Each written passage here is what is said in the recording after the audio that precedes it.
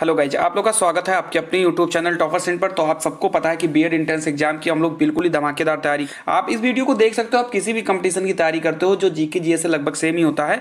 और रही बात पीडीएफ की, बहुत सारे बच्चे बाद में कहते हैं सर पीडीएफ कहाँ मिलेगी पीडीएफ। तो पीडीएफ के लिए आपको कुछ भी नहीं करना है, नीचे डिस्क्रिप्शन बॉक्स में टेलीग्राम लिंक है आप लोगों का, आप वहाँ पर जाके अपने ही इस ग्रुप में जुड़ जाइए और आपको वहाँ पर हर एक क्लास की जो पीडीएफ है वो क्लास के तुरंत बाद वहाँ पर मिल जाती है। तो आप वहाँ पर जाकर ज्वाइन हो सकते हो। चलिए हम लोग बढ़ते हैं अपने पहले क्वेश्चन की तरफ। तो यहाँ पर बहुत सारी इंपॉर्टेंट क्वेश्चंस हैं जो प्रीवियस ईयर एग्जाम में आ चुके हैं।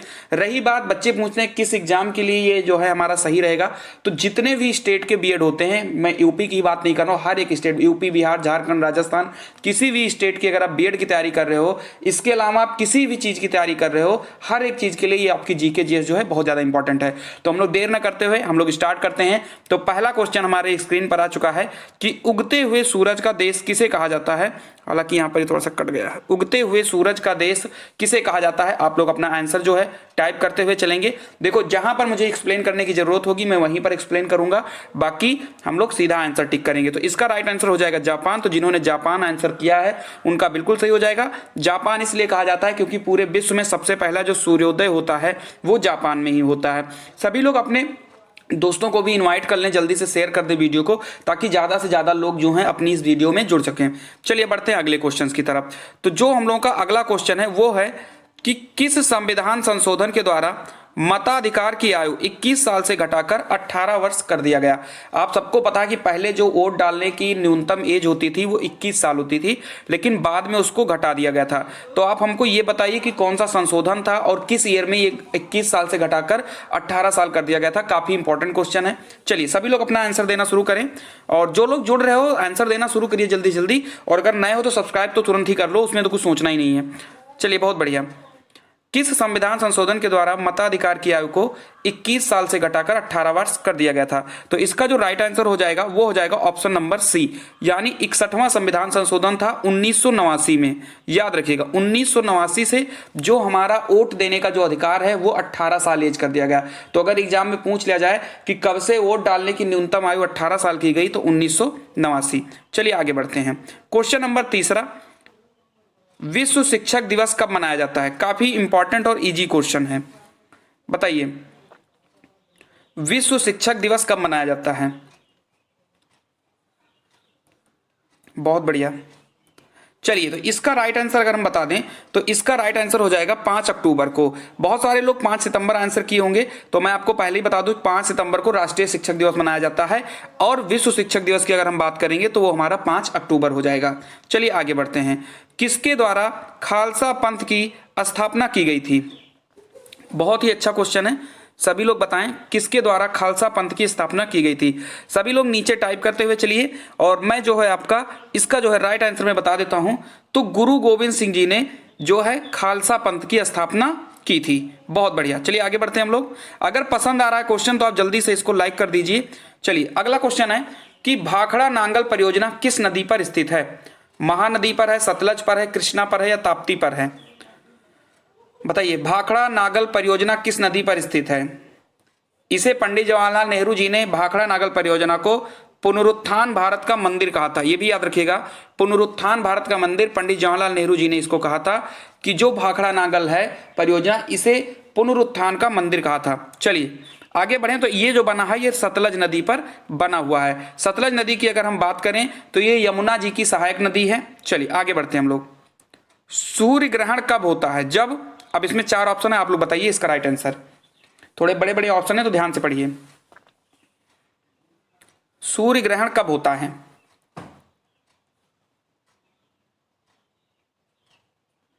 पीडीएफ आपको मिल जाएगी, आप लोग डिस्क्रिप्शन बॉक्स में लिंक है, टेलीग्राम ज्वाइन कर लीजिए, आपको मिल जाएगा। चलिए तो इसका राइट आंसर हो जाएगा वो हो जाएगा डी, चंद्रमा, सूर्य और पृथ्वी। यानी कि जब चंद्रमा सूर्य और पृथ्वी के बीच में आ जाता है तब कौन सा ग्रहण होता है। तब ग्रहण होता है चंद्र ग्रहण होता है। क्लियर है। चलिए आगे बढ़ते हैं हम लोग। चलिए अगला क्वेश्चन है एनसीटीई, यानी आपको एनसीटीई का फुल फॉर्म बताना है। जाहिर सी बात है अगर आप बीएड एंट्रेंस देने जाओगे तो आपको एजुकेशन से संबंधित कुछ ना कुछ क्वेश्चन आएंगे। एनसीटीई का फुल फॉर्म आपको बताना है। चलिए तो इसका राइट आंसर हो जाएगा national council for teacher education. सब कुछ फ्री मिलेगी, क्लासेस फ्री मिलेंगी, पीडीएफ फ्री मिलेगी। उसके लिए बस आपको सिर्फ और सिर्फ टेलीग्राम ग्रुप ज्वाइन करना होगा। सभी लोग टेलीग्राम ग्रुप पर ज्वाइन हो जाओ जो लोग नहीं ज्वाइन हो। जैनवाद के अनुसार कितने तीर्थंकर हैं, यानी जैन धर्म में ऐसा कहा जाए कि टोटल कितने तीर्थंकर हुए थे। चलिए 24, 25, 20 या 22। चलिए तो इसका राइट आंसर हो जाएगा 24। जो जैन के अनुसार जो तीर्थंकर थे वो 24 थे। जैन धर्म की स्थापना की बात किया जाए तो ऋषभ देव ने किया था, लेकिन अगर वास्तविक संस्थापक की बात किया जाएगा तो आपके महावीर स्वामी हो जाएंगे। और महावीर स्वामी के बचपन का जो नाम है वो था वर्धमान। याद रखिएगा, महावीर स्वामी के बचपन का नाम वर्धमान था। हाल ही के एनटीपीसी के एग्जाम में ये क्वेश्चन आ चुका है कि महावीर स्वामी के बचपन का नाम क्या था, तो वर्धमान था। और ये जैन धर्म के 24वें और अंतिम तीर्थंकर थे। बाकी बात करें ऋषभ देव की, तो ऋषभ देव जो थे जैन धर्म के पहले तीर्थंकर थे। आगे बढ़ते हैं हम लोग। चूना पत्थर परिष्कृतिकरण के बाद किसमें परिवर्तित हो जाता है, बताइए सभी लोग। अच्छा क्वेश्चन है कि चूना पत्थर जो होता है वो परिष्कृतिकरण होने के बाद किसमें परिवर्तन हो जाता है, बताइए। चलिए चूना पत्थर जिसका हम केमिकल फार्मूला अगर करें तो CaCO3 होता है, कैल्शियम कार्बोनेट होता है। और कैल्शियम कार्बोनेट की अगर हम बात करें तो चूना पत्थर का भी यही फार्मूला होता है CaCO3। संगमरमर का भी यही फार्मूला होता है, मोती का भी यही फार्मूला होता है। तो याद रखिए, अगर पूछ लिया जाए कि मोती का केमिकल फार्मूला क्या होगा तो वो भी कैल्शियम कार्बोनेट ही कहा जाता है, या संगमरमर को भी कैल्शियम कार्बोनेट कहा जाता है। बात करें चूना पत्थर का परिष्कृतिकरण के बाद परिवर्तित, तो वो मार्बल में हो जाता है चेंज। आगे बढ़ते हैं। एक बैंक शेड्यूल्ड बैंक कहलाता है यदि, बताइए। अच्छा क्वेश्चन है, एक बैंक जो है वो शेड्यूल्ड बैंक कब कहलाता है। यह एक नामीकरण है जो कभी कभी सरकारी एवं सहकारी बैंकों के लिए प्रयुक्त किया जाता है। इनमें से कोई नहीं। यह 1969 एवं उसके बाद घोषित राष्ट्रीयकृत बैंकों की सूची में है। यह आरबीआई एक्ट 1934 की द्वितीय अनुसूची में शामिल है, बताइए। काफी अच्छा क्वेश्चन है ये। यह आरबीआई एक्ट 1934 की द्वितीय सूची में शामिल है। बिल्कुल करेक्ट आंसर यही आपका है, क्योंकि किसी भी बैंक को हम शेड्यूल्ड बैंक तब कहेंगे जब वह आरबीआई एक्ट 1934 की द्वितीय अनुसूची में वो शामिल होगा। तो मुझे लग रहा है कि ये क्वेश्चन आपके क्लियर हो गए होंगे। चलिए आगे बढ़ते हैं हम लोग। देखिए, भारत का राष्ट्रपति राज्यसभा के लिए कितने सदस्य मनोनीत कर सकता है,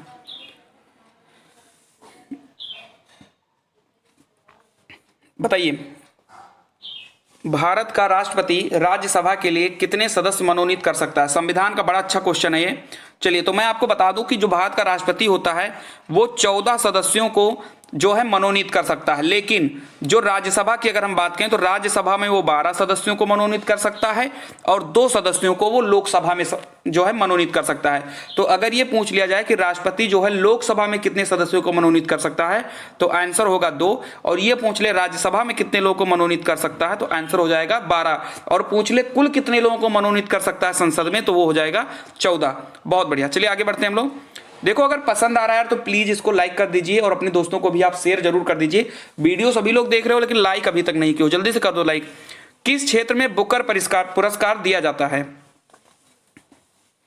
किस क्षेत्र में बुकर पुरस्कार दिया जाता है। कथा साहित्य के लिए, साहसिक कार्य के लिए, विज्ञान के लिए या औषधि के लिए बुकर पुरस्कार।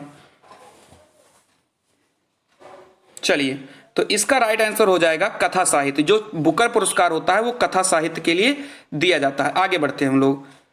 अगला क्वेश्चन है कि चौथा खंभा संप्रत्यय संदर्भित करता है, यानी कि मैं बात कर दूं फोर्थ पिलर, ठीक है, किसे संदर्भित करता है। न्यायपालिका को, प्रेस को, विधायिका को या कार्यपालिका को। बहुत अच्छा क्वेश्चन है ये, जिसे फोर्थ स्तंभ या चौथा स्तंभ कहा जाता है। हमारे भारत का चौथा स्तंभ किसे कहा जाता है, ये क्वेश्चन इसमें था कि चौथा स्तंभ अपने भारत में किसे कहा जाता है, तो वो कहा जाता है प्रेस को। ठीक है, प्रेस को जो है भारत का चौथा स्तंभ कहा जाता है, ये चीज आप याद रखिएगा। आगे बढ़ते हैं। अगला क्वेश्चन है, बहुत अच्छा क्वेश्चन है। भारतीय नेपोलियन किसे कहा जाता है, या ऐसा कहें कि भारत का नेपोलियन किसे कहा जाता है। बहुत इजी क्वेश्चन है, सभी लोग टाइप करें, सभी लोग इसका आंसर टाइप करें कि भारत का नेपोलियन किसे कहा जाता है। बहुत बढ़िया। तो भारत का नेपोलियन जो है वो समुद्रगुप्त को कहा जाता है। ठीक है, समुद्रगुप्त को भारत का नेपोलियन कहा जाता है। बाकी अगर हम चंद्रगुप्त मौर्य की बात करें तो चंद्रगुप्त मौर्य जो है मौर्य वंश के संस्थापक हैं। ठीक है, इन्होंने ही क्या किया था, इन्होंने ही सेल्यूकस निकेटर को हराया था। ठीक है, ये याद रखिएगा। चंद्रगुप्त विक्रमादित्य के बारे में आप सबको पता है, और सम्राट अशोक जो है ये मौर्य वंश से संबंधित थे और इन्हीं के लड़के का नाम बिंदुसार था। चलिए आगे बढ़ते हैं। चलिए अब यहां पर आ गया है शोभना गुरुटू किसके प्रवर्तक हैं। यहां पर थोड़ा सा सही कर लीजिएगा, यहां पर पूरा दिख नहीं रहा होगा तो लिख लीजिए शोभना गुरुटू किसके प्रवर्तक थे। ख्याल एवं ध्रुपद इनमें से कोई नहीं, ख्याल और ठुनरी। आपको पता होगा शोभना गुरुटू जो थी इनको 2002 में पद्म भूषण से नवाजा गया था, और ये क्वेश्चन एग्जाम में आ चुका है कि जो शोभना गुरुटू हैं वो किसके प्रवर्तक थी, और ये डांसर रह चुकी हैं। ठीक है, चलिए क्लासिकल डांसर हैं ये शोभना गुरुटू। तो ये किस प्रकार का डांस करती थी या किस ख्याल की ये थी, तो इसका राइट आंसर हो जाएगा ठुनरी। ठीक है, ठुनरी से ये क्या थी, ठुनरी की ये प्रवर्तक थी शोभना गुरुटू, जिन्हें 2002 में पद्म भूषण से नवाजा गया था। अब आगे बढ़ते हैं अगला क्वेश्चन। सौर मंडल के किन ग्रहों को निकृष्ट ग्रहों के रूप में जाना जाता है। इसमें मैं थोड़ा सा एक्सप्लेन करूंगा क्योंकि यहां से बहुत सारे क्वेश्चन बन चुके हैं एग्जाम में।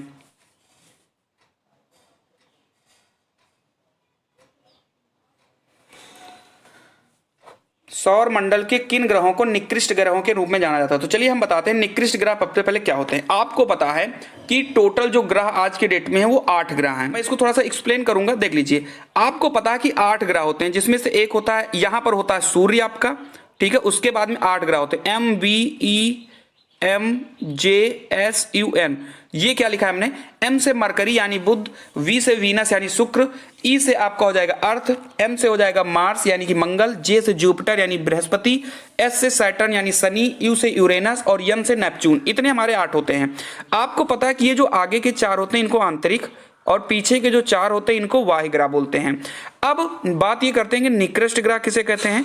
तो जो आपके निकृष्ट ग्रह होते हैं, निकृष्ट ग्रह ऐसे ग्रह को कहते हैं जो सूर्य और पृथ्वी के बीच में होते हैं, इन्हीं को हम लोग निकृष्ट ग्रह कहते हैं। तो सूर्य और पृथ्वी, ये हमारा सूर्य हो गया, ये हमारा पृथ्वी, इनके बीच में 2 ग्रह है। कौन कौन से, बुध और शुक्र।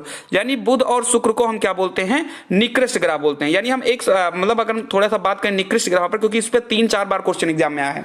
निकृष्ट ग्रह ऐसे ग्रहों को कहते हैं जो सूर्य और पृथ्वी के बीच में होते हैं। तो सूर्य और पृथ्वी के बीच में 2 ही ग्रह हैं, और वो हैं बुध और शुक्र। आगे बढ़ते हैं। उसके बाद अगला है, शायद ये सही से दिख नहीं रहा होगा, कोई बात नहीं, मैं बता देता हूं। रेटिनाल का सामान्य नाम क्या है, ये बताइए आप। रेटिनाल का सामान्य, क्योंकि यहां पर रेटिनाल लिखा होना चाहिए था, आप इसको सही कर लीजिएगा। पीडीएफ में सही मैं लिख दूंगा, आप बिल्कुल परेशान नहीं, पीडीएफ आपको सही मिल जाएगी इसकी। रेटिनाल का सामान्य नाम क्या है, क्योंकि रेटिनाल जो है केमिकल नेम है, और रेटिनाल जो है वो केमिकल नेम है किसका, विटामिन ए का। तो रेटिनाल जो है विटामिन ए का केमिकल नेम है। विटामिन सी का केमिकल नेम होता है एस्कॉर्बिक एसिड, विटामिन डी को कैल्सीफेरॉल बोलते हैं, और विटामिन बी को थायमीन बोलते हैं। चलिए आगे बढ़ते हैं। पाक जल डमरू मध्य अलग करता है किन 2 देशों को। काफी इंपॉर्टेंट है। जो पाक जल डमरू मध्य होता है ये किन 2 देशों को अलग करता है, तो इंपॉर्टेंट है, और मुझे उम्मीद है कि आप लोग इसका आंसर दोगे। सभी लोग आंसर दीजिए। चलिए, तो इसका राइट आंसर हो जाएगा भारत और श्रीलंका। जो पाक जल डमरू मध्य होता है वो भारत और श्रीलंका 2 देशों को जोड़ता है। आगे बढ़ते हैं हम लोग। संविधान के किस अनुच्छेद में निर्वाचन आयोग के विशेषाधिकार निहित हैं। ये भी काफी इंपॉर्टेंट क्वेश्चन है। हालांकि मैं अनुच्छेद की आपको पूरा क्लास ले आऊंगा, मैं आपको टॉप 100 आर्टिकल्स जो है लिखवा दूंगा। वो टॉप 100 आर्टिकल्स आप देखने के बाद बीएड ही नहीं, किसी भी दुनिया में कोई आप पेपर दोगे उससे बाहर नहीं आता है। वो टॉप 100 है, अगर आप कहोगे तो मैं वो 100 की क्लास ले आऊंगा आपके लिए। तो चलिए, संविधान के किस अनुच्छेद में निर्वाचन आयोग के विशेषाधिकार निहित हैं, तो इसका राइट आंसर हो जाएगा 324 अनुच्छेद। 324 अनुच्छेद में निर्वाचन आयोग के विशेष अधिकार निहित हैं। आगे बढ़ते हैं। पोंगल त्योहार है तमिलनाडु का, पश्चिम बंगाल का, असम का या केरल का। ये क्वेश्चन मैंने कल की क्लास में भी हम लोगों ने किया था ये क्वेश्चन। चलिए, तो इस पर मैं ज्यादा समय नहीं देंगे। इसका राइट आंसर अगर आपको आता है तो आप जल्दी से कमेंट कर दीजिए कि जो पोंगल है वो किस राज्य का त्योहार है, तो वो आपका हो जाएगा तमिलनाडु का। बहुत बढ़िया, आगे बढ़ते हैं। वर्ष 2014 में भारत का कौन सा राज्य 29वां राज्य बना? बहुत इंपॉर्टेंट क्वेश्चन है, सभी लोग बताइए इसको, इसका आंसर बताइए। ये अभी हाल ही के जो एनटीपीसी का पेपर चल रहा था ना, उसमें भी ये क्वेश्चन आ चुका है कि वर्ष 2020-14 में भारत का कौन सा राज्य जो है 29वां राज्य बना था।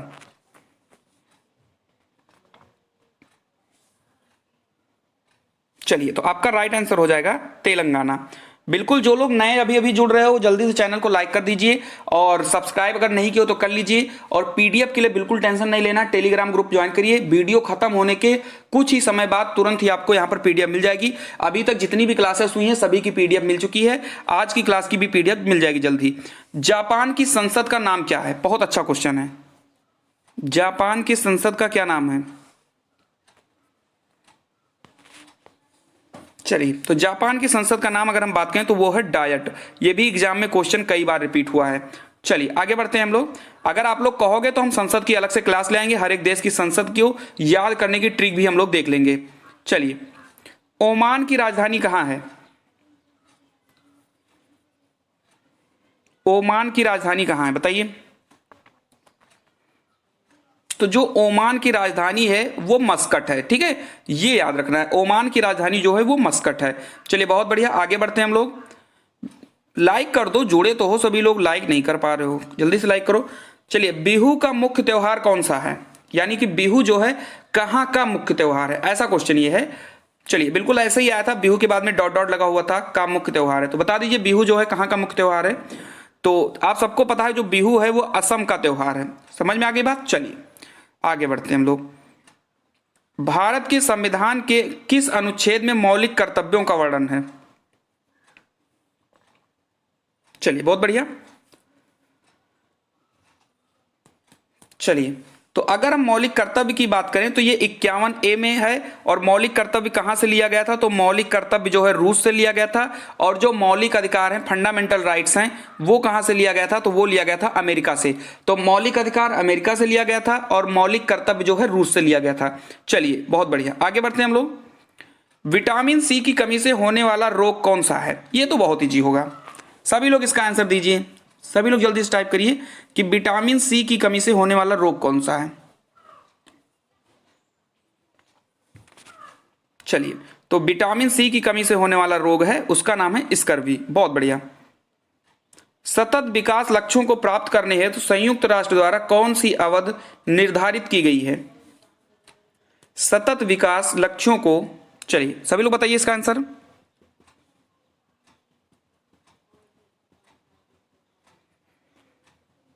बहुत बढ़िया, तो इसका राइट आंसर हो जाएगा 2016 से 2030 सतत विकास लक्ष्यों को प्राप्त करने हेतु संयुक्त राष्ट्र द्वारा इसी अवधि को निर्धारित की गई है। उसके बाद अगला क्वेश्चन है, कैलाश सत्यार्थी संबंधित है किससे? कैलाश सत्यार्थी के बारे में आप सबको पता होगा कि जो कैलाश सत्यार्थी हैं किससे संबंधित हैं। तो आप सबको पता है कि कैलाश सत्यार्थी और मलाला यूसुफजई को एक साथ ही जो है नोबेल पुरस्कार मिला था। तो ये किससे संबंधित है कैलाश सत्यार्थी? चलिए बता दीजिए। बहुत बढ़िया, तो इनका जो ये संबंधित ये है बचपन बचाओ आंदोलन से। आप सभी लोगों ने इसका सही जवाब दिया होगा। चलिए सभी लोग सही सही जवाब देंगे इसका। चलिए आगे बढ़ते हैं हम लोग क्वेश्चन नंबर 29 की तरफ। किसने सन 2016 में भारत का अंतिम पृथक रेल बजट पेश किया था?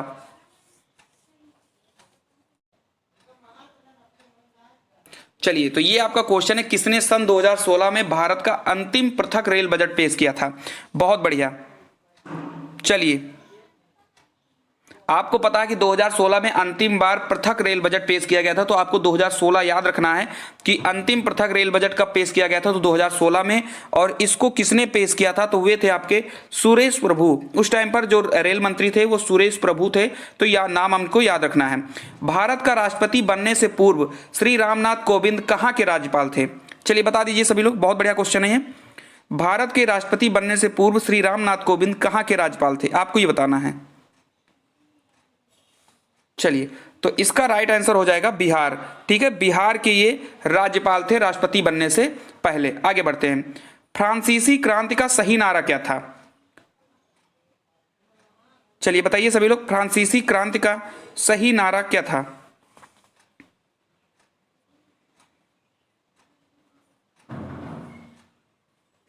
स्वतंत्रता, समानता व भ्रातृत्व, यही था फ्रांसीसी क्रांति का सही नारा। एग्जाम में रिपीट हो रहा है कई बार, स्वतंत्रता, समानता और भ्रातृत्व। ठीक है, चलिए आगे बढ़ते हैं हम लोग। निम्न में से टोटल 36 क्वेश्चन है, यानी अभी 4-5 क्वेश्चन और बचे हैं, आप लोग आराम से करिए, कोई दिक्कत नहीं है। निम्न में से किस खिलाड़ी ने रियो पैरालंपिक्स 2016 में ऊंची कूद में स्वर्ण पदक जीता था, बताइए।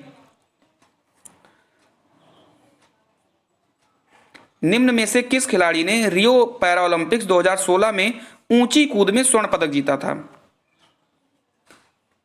चलिए, तो आपको यहां से याद रखना है मरियप्पन थंगावेलु, इन्होंने ऊंची कूद में पैरा ओलंपिक्स 2016 में गोल्ड मेडल जीता था।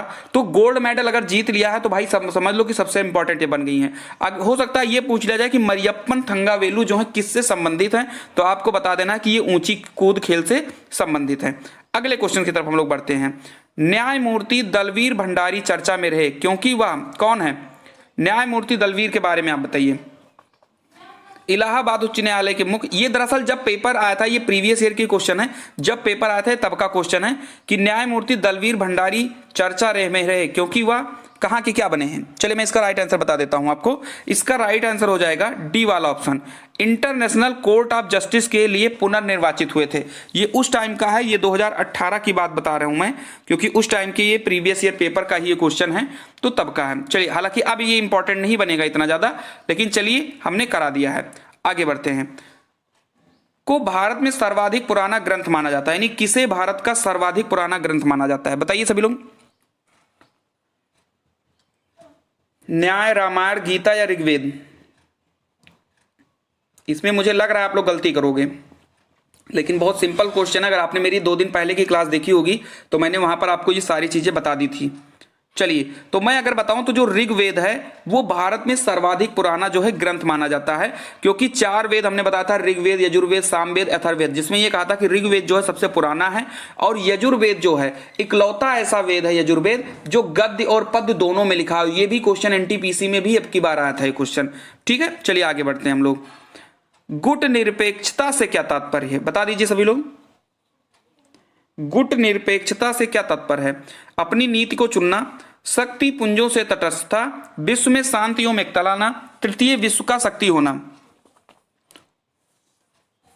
जो क्वेश्चन प्रीवियस ईयर में आ चुके होते हैं वो क्वेश्चन अपने आप में ही इंपॉर्टेंट हो जाते हैं, क्योंकि वो दोबारा आने के चांसेस बढ़ जाते हैं।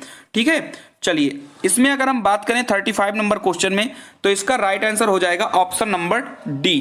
कौन सा ऑप्शन हो जाएगा, ऑप्शन नंबर डी, तृतीय विश्व की शक्ति होना। गुट निरपेक्षता से तात्पर्य होता है तृतीय विश्व की शक्ति होना।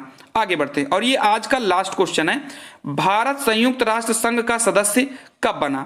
ठीक है, तो ये आज का जो है लास्ट क्वेश्चन है। चलिए, और इंपॉर्टेंट क्वेश्चन, इसका जवाब सभी लोग दीजिए। भारत संयुक्त राष्ट्र संघ का सदस्य कब बना, 1945 में, 1947 में, 1950 में या 1954 में। चलिए बताइए सभी लोग।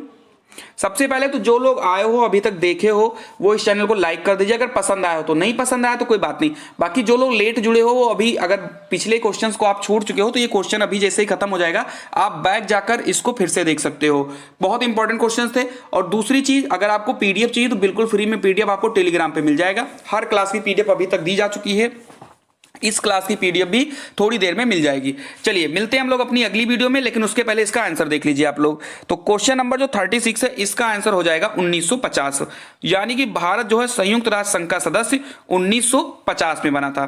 चलिए, तो इतना ही है। बाकी संयुक्त राष्ट्र संघ की स्थापना 1945 में हुई थी, ये भी आप याद रख लीजिएगा।